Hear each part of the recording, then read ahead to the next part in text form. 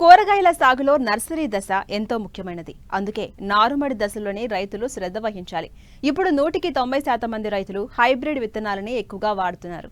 వీటి ధర కూడా ఎక్కువగానే ఉంటుంది. కాబట్టి ప్రతి విత్తనాన్ని మొక్కగా మలిచే విధంగా చూసుకోవాలి. కానీ చాలా వరకు సంప్రదాయ పద్ధతిలోనే నారును పెంచుతున్నారు. కొంతమంది పోర్టల్లో నారుల పెంపకం చేపడుతున్నారు. ప్రస్తుతం ఖరీఫ్ కూరగాయల సాగు చేసే రైతులు నాణ్యమైన నారు అందిరావడానికి ఎలాంటి యాజమాన్య పద్ధతులు చేపట్టాలో ఇప్పుడు చూద్దాం.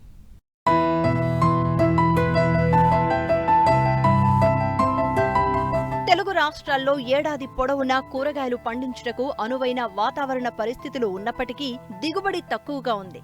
సాధారణంగా కూరగాయలు ఖరీఫ్, రబీ, వేసవి కాలాలలో సాగు చేస్తారు. రబీ, వేసవితో పోలిస్తే ఖరీఫ్లో దిగుబడి ఎక్కువగా ఉంటుంది.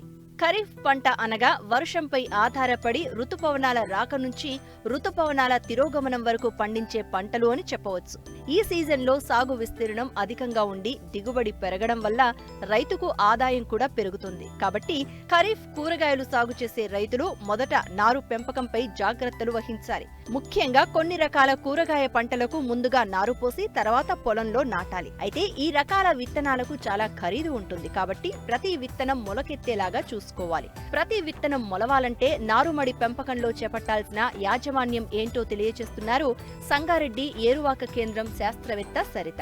ఈ వర్షాకాలంలో మనము ఈ కూరగాయ పంటల్లో నారుమడి యాజమాన్యం మనం చూసుకున్నట్టయితే వానాకాలంలో సమతల నారుమళ్ళ కంటే కూడా ఎత్తు నారుమళ్లను తయారు చేసుకొని మనం నారును పెంచుకున్నట్టయితే ఉపయోగకరంగా ఉంటుంది.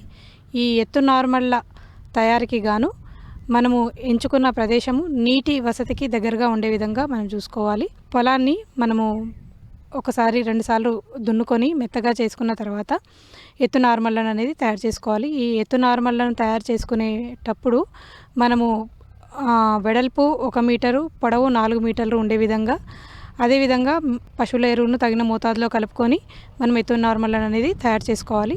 ఈ ఎత్తు నార్మల్లను తయారు చేసుకున్నప్పుడు మనకి ఏంటంటే వర్షం పడ్డప్పుడు నీరు అనేది నిలవకుండా ఉపయోగకరంగా ఉంటుంది. అదేవిధంగా మనకి ఎత్తు నార్మళ్ళు మనము తయారు చేసుకున్నప్పుడు మధ్యలో కాలువలను తయారు చేసుకోవాలి. కాలువల ద్వారా మనం నీరు అందించే విధంగా మనం చూసుకోవాలి. దీనిపైన మనము వర్మి కంపోస్ట్ కానీ లేదా మెత్తటి మట్టిని కప్పి ఉంచి అదేవిధంగా దానిపైన 10 సెంటీమీటర్ల ఎడంతో మనము సాళ్లను తయారు చేసుకొని దాంట్లో 1 నుంచి 3 సెంటీమీటర్ల లోతులో విత్తనాన్ని మనం దూరంగా విత్తుకోవాలి. ఈ విత్తనాన్ని విత్తుకునే ముందుగా మనము మ్యాంకోజెబ్ 3 గ్రాములు 1 కిలో విత్తనానికి లేదా ఇమిడాక్లోప్రిడ్ 5 ml 1 కిలో విత్తనానికి కలుపుకొని విత్తన శుద్ధి చేసుకున్న తర్వాత ఈ విత్తనాన్ని మనము నార్మల్లలో విత్తుకోవడం అనేది చేయాలి. విత్తుకున్న తర్వాత విత్తన సాళ్లను మనము ఈ మెత్తటి మట్టితో కానీ లేదా వర్మి కంపోస్ట్తో కప్పుకోవాలి.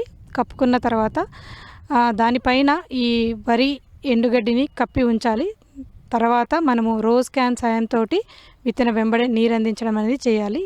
ఇలా మనము 3 నుంచి 5 రోజుల వరకు మనం నీరు అందించిన తర్వాత ఎప్పుడైతే విత్తనము మొలకెత్తుతుందో మొలకెత్తిన తర్వాత ఏదైతే మనం ఎండుగడ్డితో కప్పి ఉంచుకున్నామో దానిని తీసివేయడం అనేది చేయాలి. మట్టిలో ఉన్నటువంటి తేమను అనుసరించి నీరును అందించడం అనేది చేయాలి. ఉదయం వేళలో కానీ లేదంటే సాయంత్రం వేళలో కానీ నీరు అనేది అందించాలి. మనం విత్తిన 10 రోజుల తర్వాత మనకు నారుకుళ్ళు తెగులు సోకడానికి ఆస్కారం ఉంటుంది. కాబట్టి కాపర్ ఆక్సిక్లోరైడ్ 3 గ్రాములు లీటర్ నీటికి కలుపుకొని మనము వేరంతా కూడా తడిచే విధంగా మనం రోజ్ క్యాన్ సాయంతో మనము నీటితో పాటుగా నారుమడి అంతా కూడా మనం తడిచే విధంగా వేసుకోవాలి. అదేవిధంగా మళ్ళీ ఒక 20 రోజులకు కూడా మనం ఒకసారి వేసుకున్నట్టయితే సరిపోతుంది.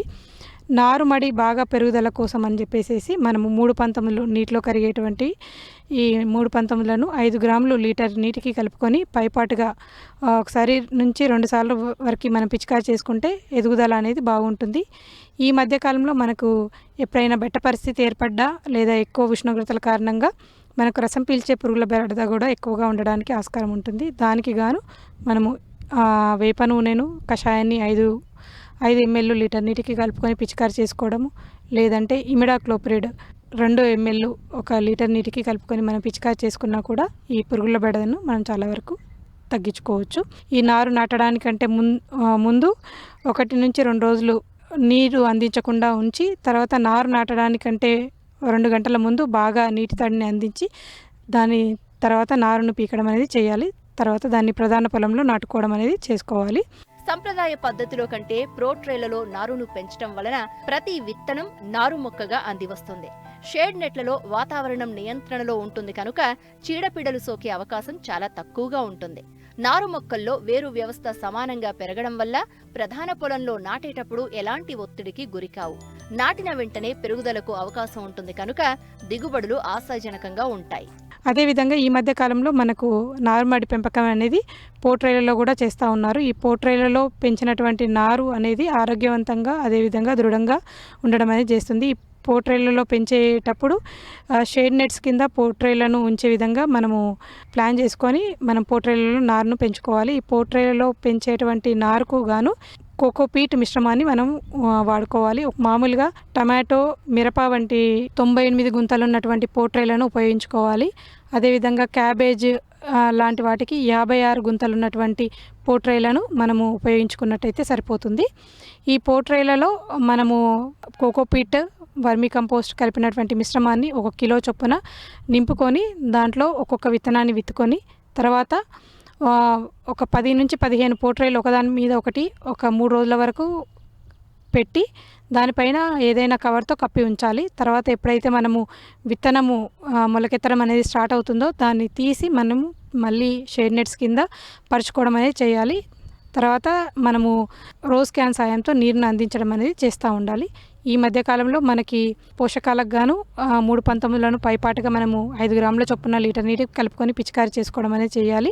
సో ఇక్కడ మనకి చూసుకున్నట్టయితే నారుకుళ్ళు తెగులు తక్కువ సోకడానికి ఆస్కారం ఉంటుంది. ఎక్కడైనా అలాంటి నారుకుళ్ళు వచ్చినట్టుగా అనిపిస్తే మాత్రం కాపర్ ఆక్సీ క్లోరైడ్ 3 గ్రాములు లీటర్ నీటి కలుపుకొని మనము పిచికారీ నారు వ్యవస్థ అంతా కూడా తడిచే విధంగా పిచికారీ చేసుకున్నట్టయితే సరిపోతుంది. పోట్రేల్లో పెంచినటువంటి నారు 18 నుంచి 25 రోజుల వ్యవధిలో మనము ప్రధాన పొలంలో నాటుకోవాలి. మనము తీసినప్పుడు కూడా ఆ బాల్ సహాయంతో మొత్తాన్ని కూడా తీసి ప్రధాన పొలంలో నాటుకున్నట్టయితే నారు మొక్క ప్రధాన పొలంలో తొందరగా నిలదొక్కుకోవడానికి ఆరోగ్యవంతంగా పెరగడానికి ఆస్కారం ఉంటుంది.